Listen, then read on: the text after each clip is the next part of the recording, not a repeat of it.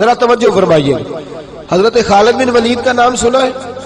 یہ سیف اللہ ہے، اللہ کی تلوار. حضرت خالد بن ولید نے اپنی بیوی کو طلاق دے دی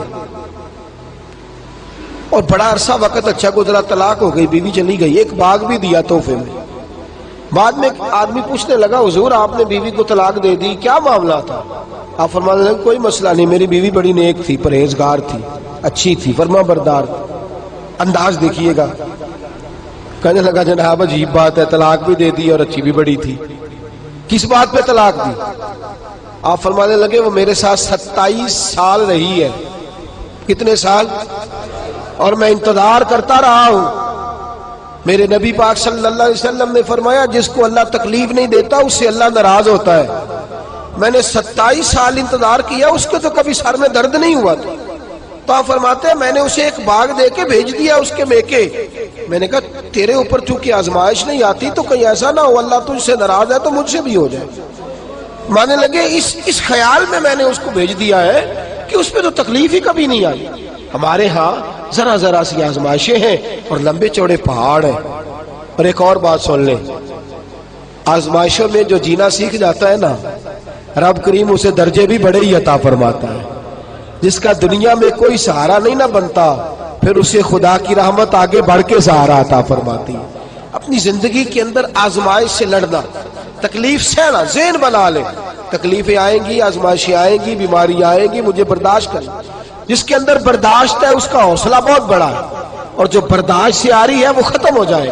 میرے رسول کریم صلی اللہ علیہ وسلم کی صحابیہ حضرت اسماء بنت ابی بکر صدیق، جناب صدیق اکبر رضی اللہ تعالی عنہ کی صاحبزادی ہیں، حضرت عائشہ کی بڑی بہن ہے. یہ وہی ہیں جو غار ثور میں میرے نبی کو کھانا پہنچایا کرتے. 90 سال سے زیادہ عمر ہوگی حضرت اسماء کی، اور ان کے صاحبزادے عبداللہ بن زبیر رضی اللہ تعالیٰ عنہ. 90 سال سے زیادہ عمر ہوگی اور ان کے صاحبزادے لڑائی کر رہے ہیں حجاج بن یوسف کے ساتھ. آنکھوں سے انہیں نظر نہیں آتا حضرت اسماء کو، بوڑھی ہو گئی، صاحبزادہ جہاد کر رہا ہے. حضرت عبداللہ بن زبیر اپنی والدہ کے پاس آئے اور آ کے کہنے لگے اماں میرے کچھ ساتھی بھاگ گئے ہیں، کچھ کمزور ہو گئے، حجاج کے ساتھ میرا مقابلہ ہے. والدہ بڑا کم نظر آتا ہے، پریشان ہے، 90 سال سے زیادہ عمر ہے. اور ماں گلی میں جھگڑا ہو رہا ہو تو بیٹے سے کہتی ہے بیٹے تو اندر آ جا جلدی سے، تو نہ بیچ میں حصہ لے لے.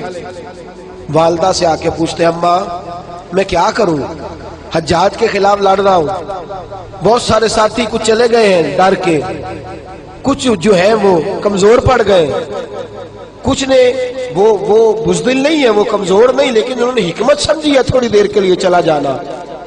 ماں کہنے لگی بیٹے پہلے تو یہ بتا کہ تو حق پہ ہے کہ نہیں، دولت کے لیے تو نہیں لڑ رہا، اقتدار کے لیے تو نہیں لڑ رہا. کہنے لگے اماں قسم اللہ کی عزت کی میں حق پہ ہوں، میں فکر امام حسین کا وارث ہوں، میں ظالموں سے لڑ رہا ہوں.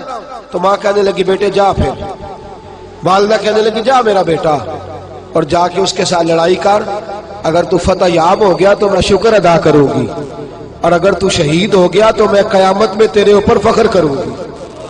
تو کہنے لگے اماں وہ بڑے ظالم ہے، بوڑھی ماں کا حوصلہ دیکھ، وہ بڑے ظالم ہے، وہ تو مسلح کر دیتے ہیں، ناک کان گلا کاٹ دیتے ہیں، اتنا سخت میرا دشمن ہے. والدہ کہہ رہی ہے بیٹے سے، 90 سال کی بوڑھی اماں کہتی ہے بیٹا بکری کو ذبح ہوتے وقت تکلیف ہوتی ہے، کھال اترتے وقت تکلیف نہیں ہوتی. تکلیف تجھے ایک وقت ہوگی جب تیر لگے گا، جب تلوار لگے گی. ناک کان کاٹتے تجھے کیا تکلیف ہوگی، اللہ تجھے زیادہ اجر عطا فرمائے گا. جا مجھے بہادر کی ماں بننے کا شرف دے، بزدل کی ماں بننے کا شرف نہ دے. یہ دلیر ماں کا حوصلہ. یہ لفظ کیا کہ بیٹے کو بھیجا. حضرت عبداللہ بن زبیر لڑے، 14 دن تک آپ کی لاش لٹکی رہی، لیکن 14 دنوں تک آپ کے وجود سے خوشبو ہی آتی رہی. حجاج بن یوسف نے آپ کی ماں کو بلایا، حضرت اسماء آئی، کہنے لگا تجھے پتہ ہے تیرے بیٹے کی لاش لٹک رہی ہے؟ کہنے لگی کیا کہا؟ لٹک رہی ہے؟ ہاں تیرے بیٹے کی لاش لٹک، کیا کہتے ہو؟ تیرے بیٹے کی لاش لٹک رہی ہے، پھر بتا لو. تیرے بیٹے کی لاش لٹک رہی ہے.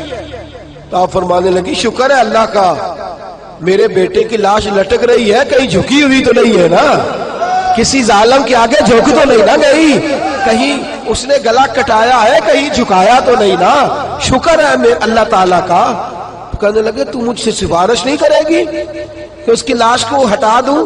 آپ فرمانے لگے جس رب نے اسے شہید ہونے کا حوصلہ دیا ہے وہ اسے قبر کی اعلیٰ جگہ بھی عطا فرمائے گا۔ حضرت عبداللہ بن زبیر جنت المعلیٰ میں آرام فرما رہے ہیں، اور سرخیل ہے وہاں کے مسلمانوں کے عزیزوں، تکلیفوں کو آگے بڑھ کے وصول کرنا۔ ذرا ذرا سی بات پہ لوگ چیختے چلاتے ہیں، کفر بولتے ہیں، گھروں میں فوتگی ہو جائے تو کفر۔ حضرت جعفر طیار شہید ہوئے، حضرت علی کے سگے بھائی تو ان کے گھر کی عورتیں رونے لگی، حضور نے فرمایا جاؤ انہیں چپ کراؤ۔ صحابہ گئے، خاموش نہیں، پھر رونے لگی، فرمایا چپ کراؤ انہیں، پھر چیخنے لگی۔ تیسری بار حضور نے فرمایا نہیں چپ کرتی تو ان کے منہ میں خاک ڈال دو، انہیں پتہ نہیں جو بین کرے، سر پھاڑے اور اپنے چہرے پر اپنے ہاتھ مارے وہ تو میری امت میں شامل ہی نہیں ہے، تو میری امت میں شامل ہی نہیں۔ میرے عزیزوں، شریعت اسلامیہ حوصلے کی بات کرتی ہے، صبر کی بات کرتی ہے۔